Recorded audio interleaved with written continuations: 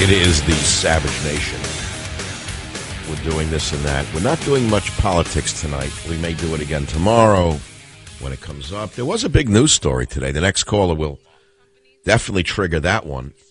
When I first saw the question on my board, I thought he was talking about food. But no, it's a person with a food's name.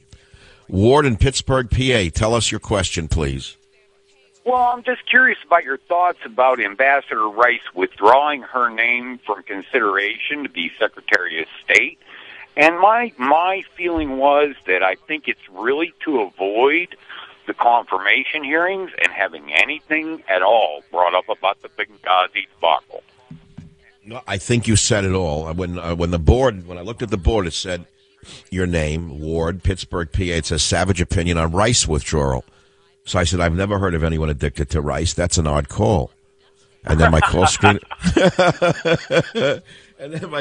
said, no, he means Susan Rice.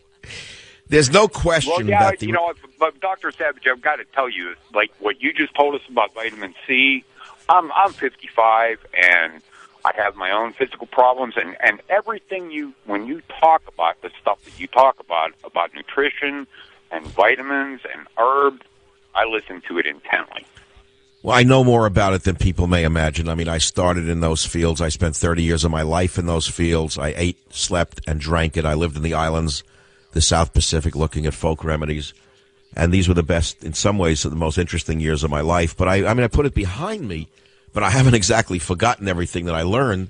We mustn't forget this was a big part of my background. And I think it's going to come to the forefront again, especially in these times when we're going to have Obamacare, to be very political, which is going to start to eliminate visits to doctors. I think people are going to have to know more about wellness and how to take care of themselves on their own without the government doctors.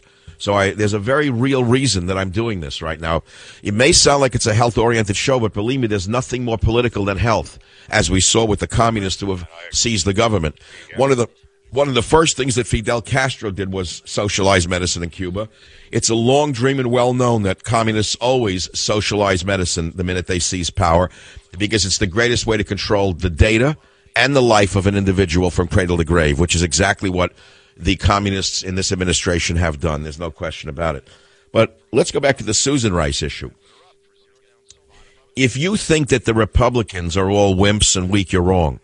The reason that Obama withdrew Susan Rice is because some Republicans were relentless in their opposition to Susan Rice, precisely because of what the last caller just told you.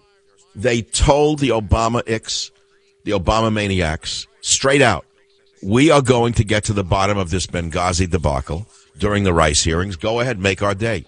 Put her up. Put her up. We're going to get to the bottom of it. You put her up there, we're going to find out exactly what went on in Benghazi. That's why she was withdrawn. So that's the story there. There's no question about that Rice was withdrawn. But he's going to move her over to another position where there's no confirmation required. It's going to be worse. There's talk he's going to make her into national security advisor, if you can believe it. But how much worse could it get than Bill Clinton's Sandy Berger, Sachs Berger, who stole national secrets in his underwear and then went to work for the communist Chinese as a lobbyist? I mean, it can't go any worse than him. Says how much worse could it be than Sandy Berger, Susan Rice? They're all the same. Isn't it amazing that some of the worst people in the world wind up with some of the biggest positions? Isn't it amazing how affluence rises to the top?